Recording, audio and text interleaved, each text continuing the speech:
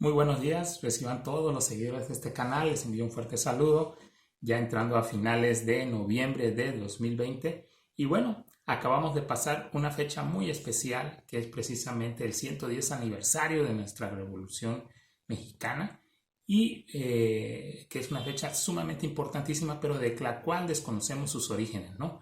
Muchas veces salimos a la calle, preparamos a nuestros hijos para que salgan en las pirámides que se realizan, en las tablas rítmicas que se hacen en esa fecha, pero desconocemos a fondo el meollo de toda esta situación, ¿no? Y es que el conocerlo para mí o dárselos a conocer a todos ustedes es algo muy importante porque eso va a hacer conciencia en nosotros. Miren, antes de la Revolución Mexicana, ahí por el año 1900, 1910, antes de esa fecha, pues las clases más desprotegidas de nuestro país, como los obreros y los campesinos, sufrían muchísimo. Estaban sumamente oprimidos por los terratenientes que se habían repartido literalmente este país en 20, 30 haciendas, ¿no?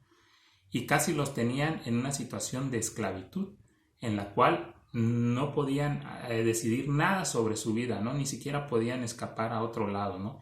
Lo peor de todo es que esas tierras en las cuales vivían y las cuales se habían apropiado los terratenientes antes eran de su propiedad. Pero bueno, gracias a Porfirio Díaz se les dio la oportunidad y realmente a los extranjeros, los cuales vinieron a despojar y también muchos nacionales participaron en ese reparto del pastel que injustamente se realizó, ¿no? A raíz de esta situación surge una serie de caudillos, de gente muy importante, muy valiosa para nuestra nación, como Emiliano Zapata, Francisco Villa, que su verdadero nombre es Doroteo Arango, el caso de Álvaro Obregón, Carranza, etcétera, etcétera, que luchan para quitarle el yugo al pueblo, ¿no? Eso es ese pie enorme que tenía oprimida la cara de todos los mexicanos contra la tierra, ¿no? Y tratar de recuperar esas tierras y esos beneficios que antes gozaban los mexicanos. Tal vez no vivíamos de manera fastuosa, pero por lo menos no estaban la mayoría de los mexicanos en calidad de esclavos en aquel entonces, ¿no?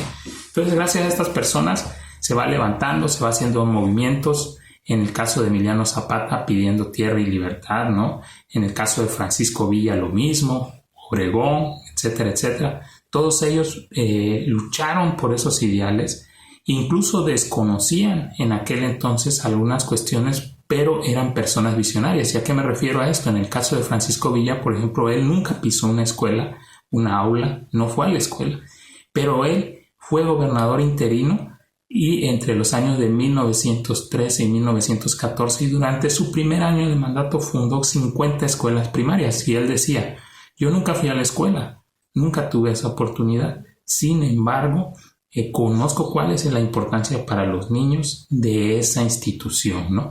Y así es como se va dando esta cuestión, esta lucha. Todos ellos son asesinados, pero todo su legado, todas sus ideales no murieron ahí, ni el legado de 1,5 millones de mexicanos que se calcula que murió durante la lucha revolucionaria, porque hay que decirlo que no nada más murieron los grandes caudillos, sino que se calcula que entre 1,5 millones y 2 millones de mexicanos. De aquel entonces que México tenía una población de 15 millones, es decir, murió más del 10% de la población en aquella justa revolucionaria, para que nos demos una idea de la magnitud de esta situación, ¿no?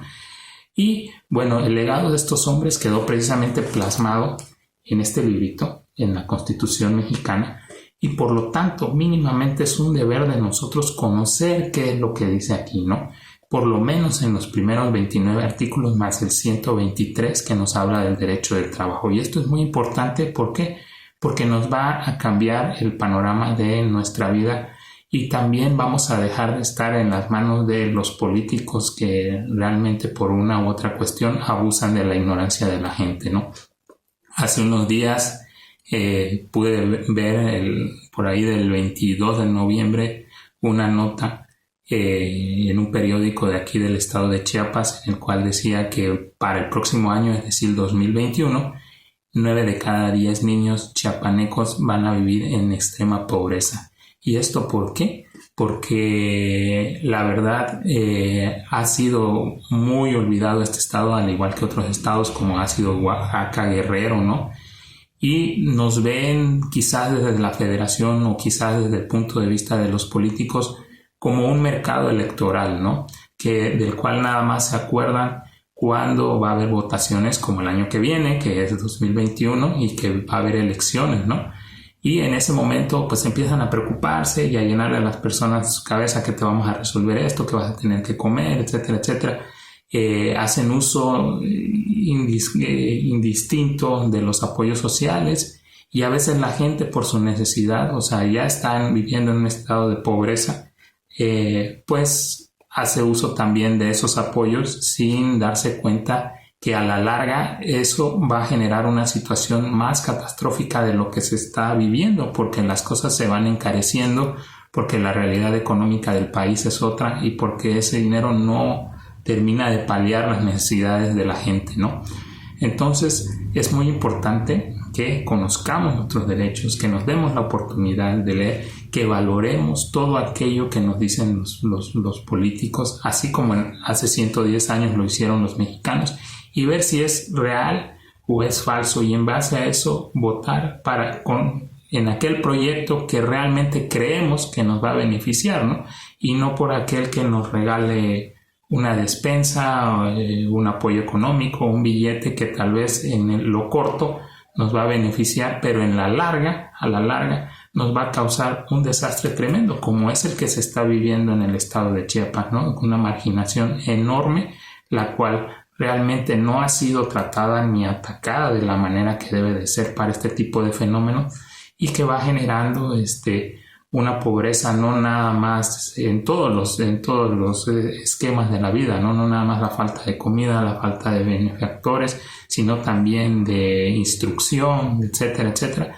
Y esas son las personas que, al final de cuentas, son las que a la larga se puede comprar su voto, pero estás causando un daño tremendo al país cuando haces ese tipo de cuestiones. Entonces hay que valorar todo esto, valorar nuestros derechos, como lo acabo de decir, por esos derechos por los que 1,5 millones de mexicanos murieron hace 110 años, y es imposible que en la actualidad no hagamos algo, como por ejemplo darle una leída a este librito y darnos cuenta de cuántas cosas tenemos en nuestro beneficio, ¿no? Que son más de las que nosotros creemos y que las que se pueden comprar con una despensa.